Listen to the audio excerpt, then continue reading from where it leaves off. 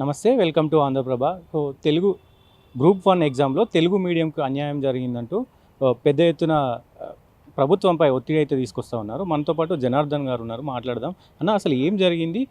ప్రభుత్వం నిర్ణయం పట్ల మీరు ఎట్లా ఉన్నారు? ప్రభుత్వ నిర్ణయం అనేది తప్పిదము కాబట్టి ఆ కరెక్షన్ చేసుకోమంటున్నాం. అంతేనే కానీ పోయేటైన ప్రభుత్వం కాళ్ళల్లో మేము కర్రబెట్టి ప్రభుత్వాన్ని ఇబ్బంది పెట్టాలి, ఇరకాటంలో పెట్టాలనేది మా ఉద్దేశం కాదు, లక్ష్యం కూడా కాదు. ఎందుకంటే మేము నిరుద్యోగులు, మా లక్ష్యం మాకు ఉద్యోగాలు రావాలి. వచ్చే ఉద్యోగాలు ప్రక్రియ కూడా నింపే ప్రక్రియ, ఉద్యోగాలు ఇచ్చే ప్రక్రియలో ఒక పారదర్శకత ఉండాలి, ఒక నిజాయితీ ఉండాలి అనేది మేము కోరుకుంటున్నాం. ఇందులో మేము చెప్పినవన్నీ లోపించినవి అనేటటువంటిది మేము ఆధారాలతో చూపిస్తున్నాం.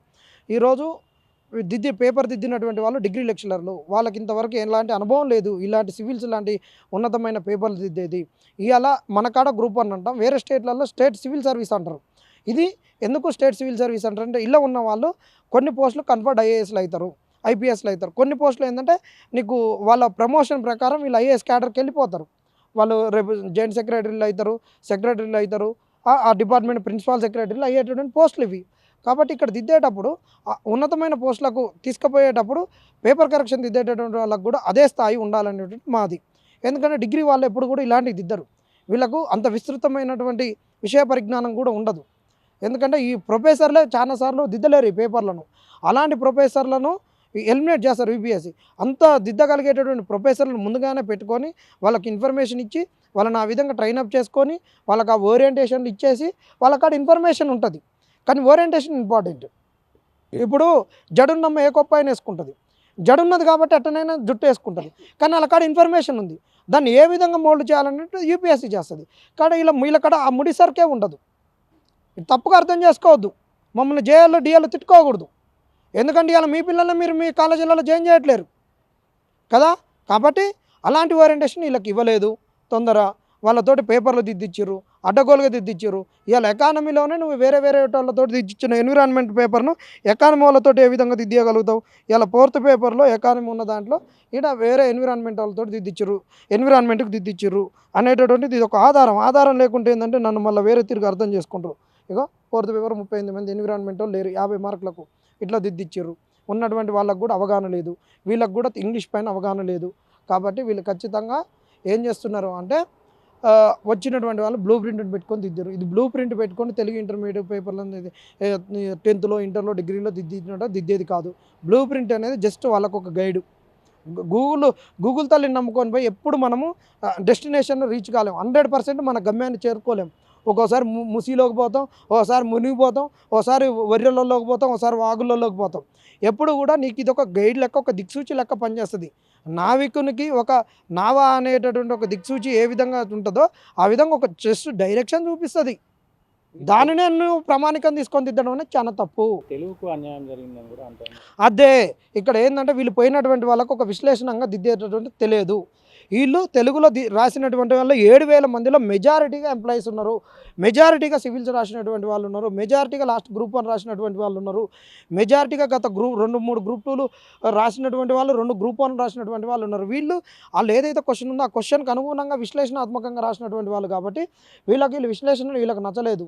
వీళ్ళకు ఓన్లీ డైరెక్టివ్ వర్డ్స్ తోటి ఉన్నటువంటి ఆ కీవర్డ్స్ తోటి దిద్దిర్రు. అట్లా దిద్దలేదు, తెలుగును దిద్దలేదు. అదేవిధంగా ఇంగ్లీష్లో కూడా సివిల్స్కు ప్రిపేర్ అయ్యి సివిల్స్ ఇంటర్వ్యూలు చేసినటువంటి వాళ్ళకు కూడా దిద్దలేదు. కేవలం గ్రూప్ 2కు ప్రిపేర్ అయ్యి ఇన్ఫర్మేషన్ డంప్ చేసినటువంటి వాళ్ళకి ఇలా మార్కులు ఇచ్చారు. ఇవాళ గ్రూప్ 1 మెయిన్స్ రాసినటువంటి వాళ్ళు ఎక్కువ కూడా ఎవరు అంటే లాస్ట్ సివిల్స్ రాసినటువంటి వాళ్ళు, ఇంటర్వ్యూలు చేసినటువంటి వాళ్ళు, గ్రూప్ 1 రాసినటువంటి, గ్రూప్ 2 ఉద్యోగాలలో ఉన్నటువంటి వాళ్ళు వీళ్ళకు అన్యాయం చేసిర్రు. ఏంటంటే వీళ్ళు చాలా విశ్లేషణాత్మకంగా ఒక జాబ్ ఉంది కాబట్టి కూర్చొని గ్రూప్ 1 కొట్టాలనే కసితోటి ఉన్నటువంటి వాళ్ళను ఈరోజు ఎలిమినేట్ చేశారు. వీళ్ళు మీడియం బయాస్ జరిగింది, వీళ్ళ పేపర్ కరెక్షన్ సరిగ్గా జరగలేదు, వేరే వాళ్ళు వచ్చి దిద్దిర్రు, వేరే పేపర్లను ఎన్విరాన్మెంట్ని ఎకానమీ వాళ్ళు దిద్దిర్రు. ఇలా డేటా ఇంటర్ప్రిటేషన్ 21,000 మంది పేపర్లను 18 మంది ఏ విధంగా దిద్దుతారండి? ఇలా 21,000 పేపర్లు ఎస్ఏ 150 మార్కుల్ని ఈరోజు 57 మంది ఏ విధంగా దిద్దగలుగుతారు? ఎన్ని రోజులలో దిద్దరు? ఇట్లా చూడవచ్చు అన్న, గతంలో పేపర్ లీకేజ్ జరిగినాయి, ఇప్పుడేమో అవకతవకలు జరిగినాయి అంటారు. సో విద్యార్థులు నష్టపోతూ ఉన్నారు. మన తెలంగాణలో ముఖ్యంగా 10-15 ఏళ్ళ నుంచి కూడా నిరుద్యోగులు బాధపడతా ఉన్నారు. సో ఎట్లా చూడొచ్చు? నిరుద్యోగులు నష్టపోతున్నారు. ఇంకా ఈరోజు అసెంబ్లీలో వీటి గురించే మాట్లాడుతున్నారు, గ్రూప్ 1 గురించి. కానీ ఈ అవకతవకల గురించి మాట్లాడట్లేరు. ఇది దౌర్భాగ్యం. అదొక్కటే కాదండి, కాంగ్రెస్ ప్రభుత్వ నాయకులారా, కాంగ్రెస్ నడిపే పెద్దలారా, మరి 33 లక్షల మంది నిరుద్యోగులు, 30 లక్షల మంది నిరుద్యోగులు ఇవాళ పబ్లిక్ సర్వీస్ కమిషన్ ఓటీఆర్లో రిజిస్ట్రేషన్ అయి ఉన్నారు. మరి మీరు ఇచ్చిన 50,000 ఉద్యోగాలకు 29,000 మందికి సరిపోతుందా?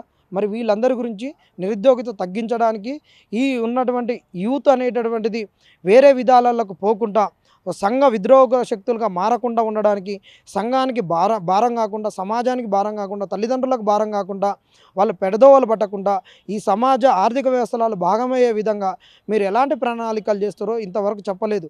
ఇప్పటికి 4 అసెంబ్లీ సెషన్లు ఏమి జరిగినాయి తెలంగాణలో ఈ కాంగ్రెస్ వచ్చినాక. మరి వీటి గురించి ఎందుకు మాట్లాడట్లేరు? ఈ నిరుద్యోగాన్ని ఏ విధంగా తగ్గిద్దాం అనుకుంటారు? మీరు మేనిఫెస్టోలో పెట్టినట్టు ఈ యువతకు ఏం చేయాలని మీరు ఆలోచన చేయట్లేరు. ఇది బాధాకరమైనటువంటి విషయం. ప్రభుత్వం అటు దిశగా కూడా ప్రయత్నాలు చేయాలి. మేము నిరుద్యోగ భృతిని అని అడగట్లేం, మాకు ఉపాధి కల్పించమంటున్నాం. ఉపాధి కల్పించినప్పుడు మీరు నిరుద్యోగ భృతిని ఇవ్వమని అడుగుతున్నాం.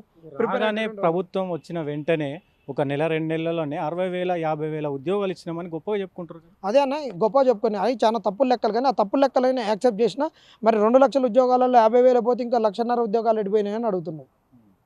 సో ఏం డిమాండ్ చేయదలుచుకోరు ఇప్పుడున్న ప్రభుత్వాన్ని మీరు? ప్రభుత్వం తక్షణమే గ్రూప్ 1 పైన రివాల్యుయేషన్ అందరికీ చేయాలి. చేయకపోతే మేము కోర్టులను ఆశ్రయిస్తాం. మరి ముఖ్యంగా ఏంటంటే వీళ్ళు చేస్తున్నటువంటిది ఏదైతే ఉందో ప్రమాణాలు ఇవన్నీ కూడా మీరు నిలబెట్టుకోవాలంటున్నాం. 29 లక్షల మంది నిరుద్యోగులకు మీరు ఏం చేయబోతారు? మీరు ప్రభుత్వంగా వాళ్ళని ఏ విధంగా ఆదుకోబోతున్నారు? వాళ్ళను ఎకానమీలోకి ఏ విధంగా అబ్జర్వ్ చేసుకోబోతున్నారు? వాళ్ళకి ఏ విధంగా ఉపాధి కల్పించబోతున్నారు అనేటువంటి మీ ప్రణాళిక ఏంది? మీరు ఏ విధంగా వీళ్ళని ఆదుకోవాలని మీరు కంపెనీలతోటి ఎలాంటి చర్చలు జరుపుతున్నారు?